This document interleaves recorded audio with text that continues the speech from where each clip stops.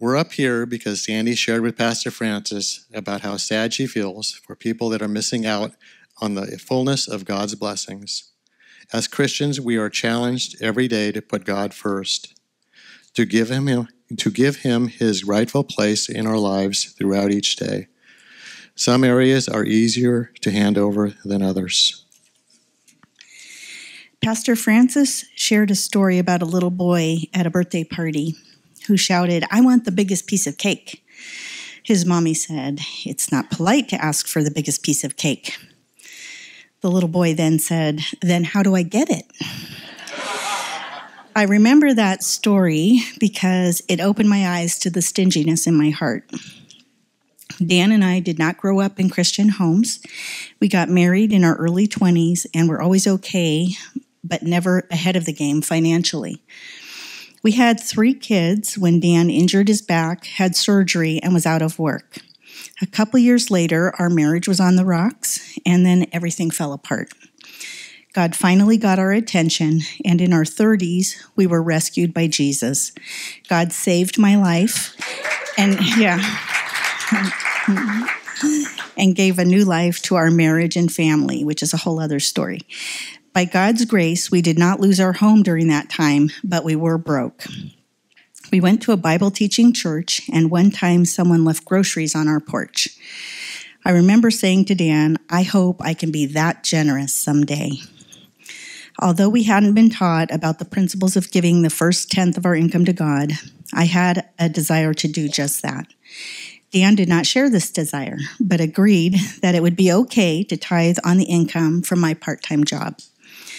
We lived that way for about 10 years, during which time God blessed us in one circumstance after another, with our children's lives, our marriage, and opening the perfect time to move to Roseville, maximizing the sale of our home in San Jose, and many little favors that went our way for our new home.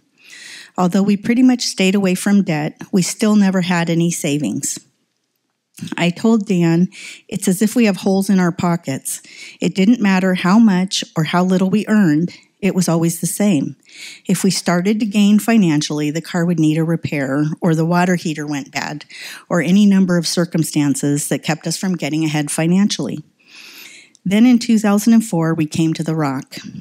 Dan heard Pastor Francis teach about the principles of giving, and he came to me and said, "I want to start tithing from all of our income, but I want you to do it so I don't have to see it go." It was a huge step of faith for Dan. Then we were challenged to give offerings above our 10% tithe. God was gently helping us to learn that we could trust him with our money.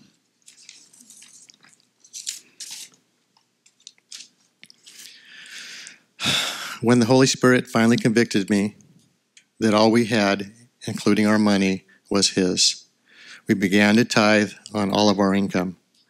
After about 5 years, because of God's generosity toward me, I was one of the last journeymen to be able to retire at the age of 52.